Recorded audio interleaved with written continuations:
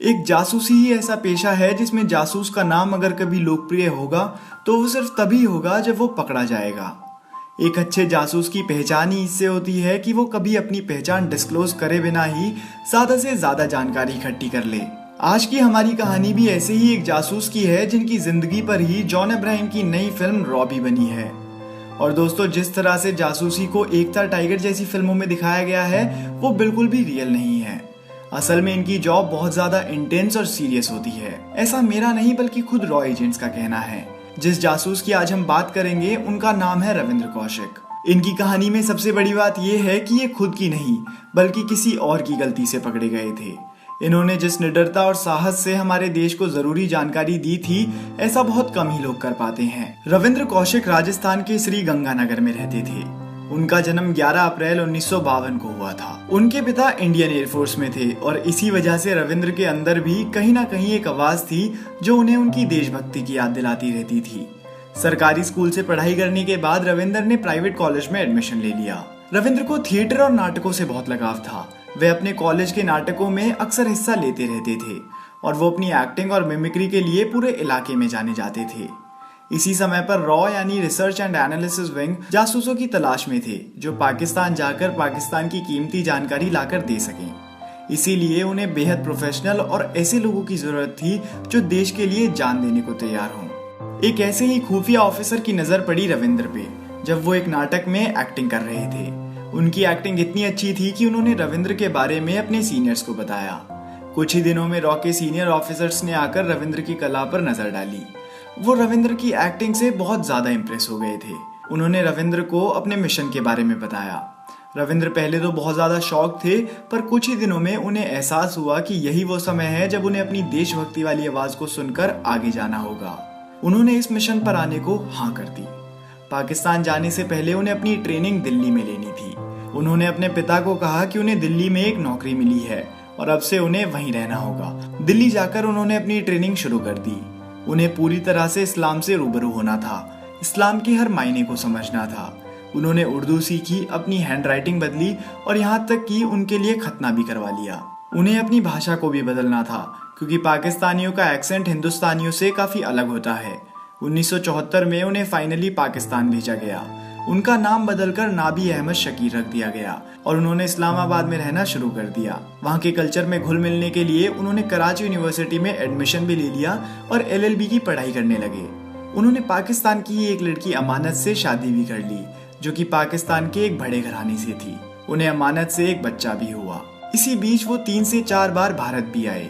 भारत आने के लिए वे पहले पाकिस्तान से दुबई जाते थे और फिर दुबई से दिल्ली आते थे। इसके बाद उन्होंने पाकिस्तानी आर्मी ज्वाइन कर ली और पाकिस्तानी आर्मी में काम करने लगे। यहीं से वे छोटी छोटी जानकारी भारत को देते भी रहते थे। अच्छी एजुकेशन की वजह से पाकिस्तान आर्मी ने उन्हें बहुत जल्द प्रमोट भी कर दिया था।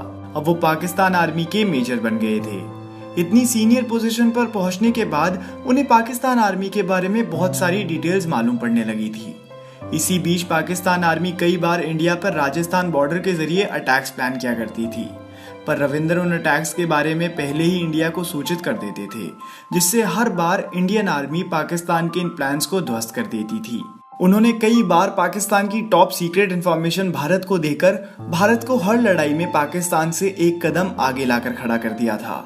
1979 में उन्होंने एक बहुत बड़े ऑपरेशन को अंजाम दिया और बहुत ही ज्यादा सेंसिटिव जानकारी भारत को दी। इसी के बाद उनका कोड नेम रखा गया ब्लैक टाइगर। कहा जाता है कि उनका ये नाम उस वक्त की प्रधानमंत्री इंदिरा गांधी जी ने रखा था। रविंद्र ने बहुत अच्छे तरीके से सब कुछ मैनेज कर लिया था। इसी के बाद रॉ ने एक और एजेंट को पाकिस्तान भेजा जिनका नाम था इनियात मसीहा। उन्हें रविंद्र से टच में रहने को कहा गया था, पर दुर्भाग्यवश ये जासूस पाकिस्तानी आर्मी द्वारा पकड़ा गया और पकड़े जाने के बाद जो टॉर्चर ये लोग करते हैं उसके बारे में तो हम सोच भी नहीं सकते।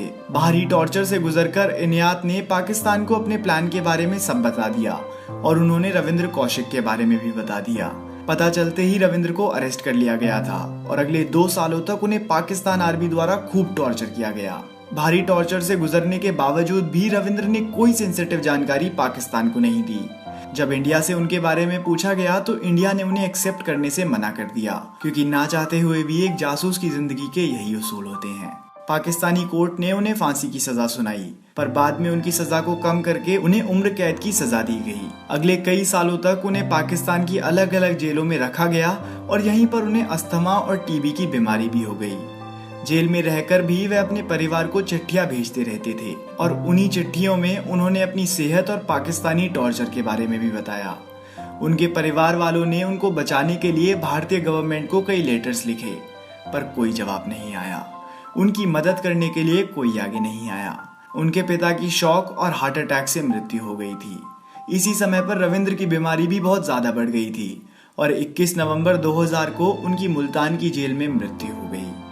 उनके शव को जेल के पीछे ही दबा दिया गया। दोस्तों, अगर आपको रविंद्र की कहानी थोड़ी भी अच्छी लगी हो तो इस वीडियो को जरूर अपने दोस्तों के साथ शेयर करिएगा, क्योंकि हमारी जनरेशन को ऐसी कहानियों को जानने की बहुत ज्यादा जरूरत है। दोस्तों, जिस तरह के ट्रॉमा से वे अपने आखिरी वर्षों में गुजर रहे थे उसके बारे में हम सोच भी नहीं सकते। और उनकी कहानी सुनकर मुझे कवि की कही हुई एक बात याद आ गई कि देशभक्तों को अक्सर लोग पागल कहते हैं। कह दो उन्हें, सीने पर जो जख्म है सब फूलों के गुच्छे हैं। हमें पागल ही रहने दो, हम पागल ही अच्छे हैं। तो